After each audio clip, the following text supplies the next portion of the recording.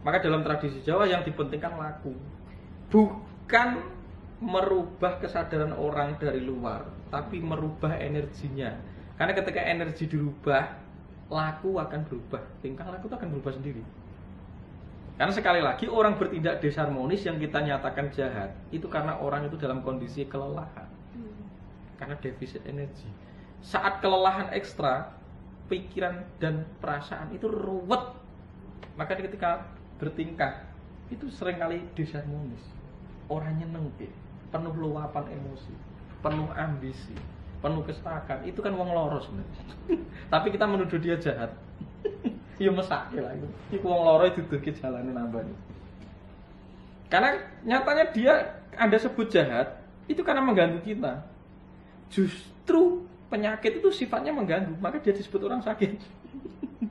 Bukan orang jahat. Dia mengganggu diri kita, ekosistem alam semesta, lingkungan. Kan penyakit ini. Ya disembuhkan, bukan dibinasakan.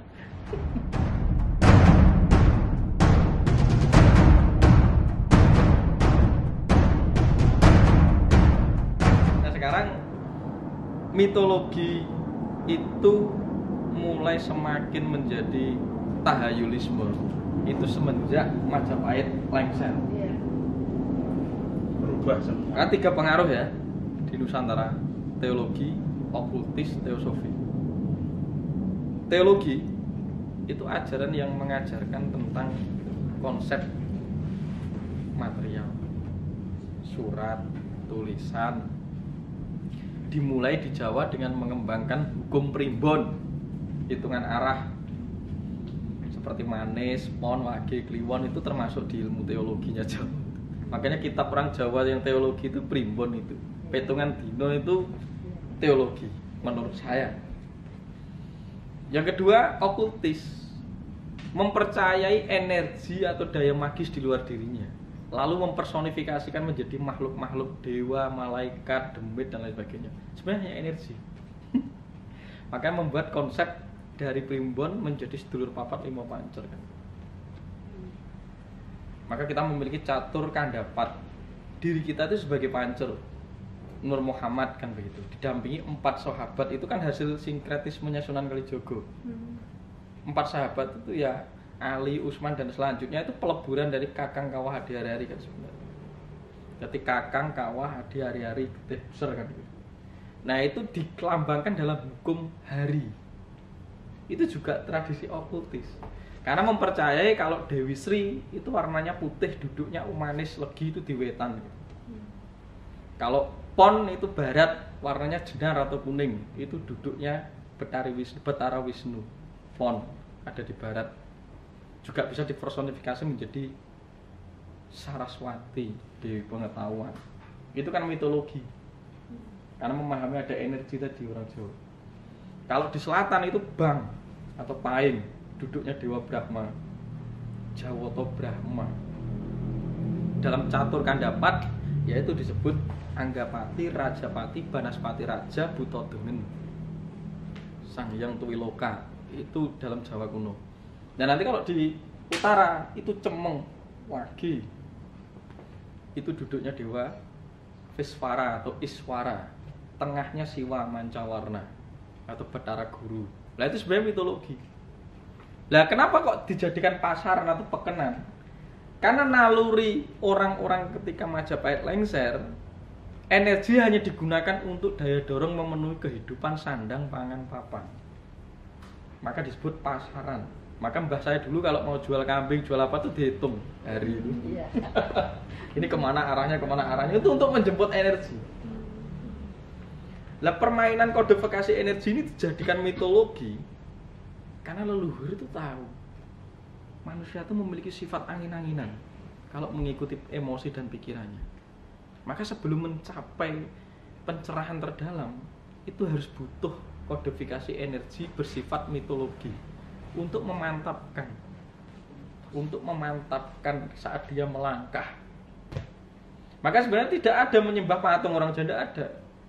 Itu hanya sarana untuk melatih fokus agar pikiran dan perasaan tidak kemana-mana. Sebagaimana Anda sholat melihat tempat sujud, sebagaimana Anda memiliki lambang salib. Itu hanya sementara untuk menenangkan hati. Kalau hati sudah tenang, ini lebur semua, tidak ada. Karena jimatnya ya ilmu dan kesadaran yang Anda amalkan itu, bukan bendanya. Nah, objek di luar dirinya itu hanya membantu mengunci perasaan dan pikiran yang masih kesana kemari. Difokuskan satu titik. Nah, orang Jawa membentuk itu dalam stupa, dalam candi, patung, Dwarapalan, Dwarawati, Kalakirti Murka. Itu wajah buta kala itu melambangkan godone sedulur papat yang ada di dalam diri kita itu, ya mutmainah, supiah, amarah, atau sarpa, kenopo, kubo, karno, wibisono, itu mencekam. Wajahnya sengeri itu. Karena yang lebih mematikan dan lebih jahat, berbahaya itu ya nafsu manusia itu sendiri yang paling ngeri. Demit itu tidak ngeri-ngeri amat. Udah ada tahu demit malah di podcast kok. Itu ya manusia yang ada. Yang paling jahat dan kejam itu ya uang gitu. Tapi wedi juga. Lah leluhur menggunakan mitologi yang dikembangkan yang paling jelas untuk memahami tentang kala. Maka ada namanya Batara Kala. Batara Kala itu adalah waktu. Karena yang paling mengerikan itu adalah gulungan waktu. Tidak ada manusia yang bisa melawan waktu kecuali dia suwung. Maka Batara Kala itu hanya kalah ketika sudah masuk kepada sang yang agurun-gurun atau sang yang paramasunya. Maka Batara Kala dan Buta Kala. Batara Kala adalah waktu, Buta Kala adalah sebab akibat, khodo dan khodar. Mas suwung itu apa? Pasrah total itu suwung. Suwung itu dimensi. Di dalam pengalaman batin itu lenyapnya seluruh eksistensi tubuh kita. Kita mengalami pengalaman yang transenden tadi, yang sudah tidak ada apa-apa, hanya ada ambekan kan gitu. Itu pengalamannya. Tapi wohe dari suwung itu membentuk tindakan yang bijaksana. Hasil akal berpikir yang mulai bijaksana. Itu hasil dari orang-orang yang sering mengalami sunya atau suwung. Karena apa? Karena emosi dan pikiran sudah direset, sudah dikendalikan. Maka dalam tradisi Jawa yang dipentingkan laku, bukan merubah kesadaran orang dari luar, tapi merubah energinya. Karena ketika energi dirubah, laku akan berubah, tingkah laku itu akan berubah sendiri. Karena sekali lagi orang bertindak disharmonis yang kita nyatakan jahat, itu karena orang itu dalam kondisi kelelahan. Karena defisit energi.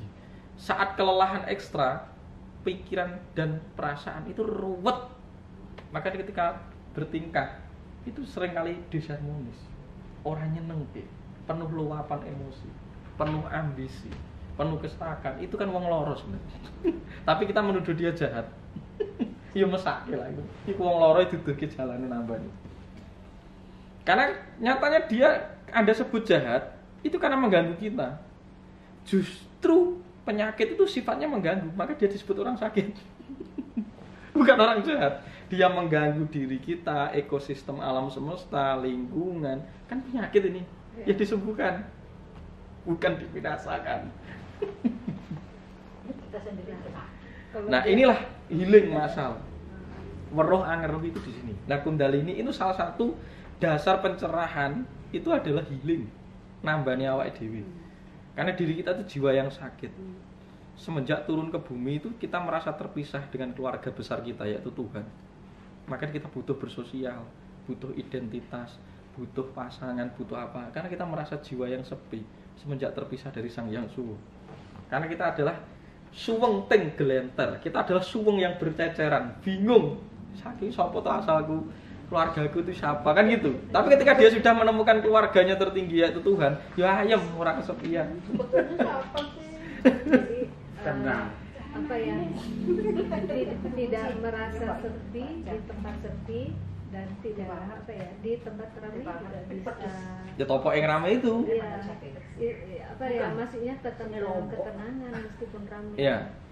Jadi antara lonely sama alone itu kan berbeda. Iya. Oh iya. Kesendirian dan kesepian kan gitu. Iya. Makanya kalau orang Jawa disebut liyep anglayuto. Itu sendiri lenyap di dalam diri kita.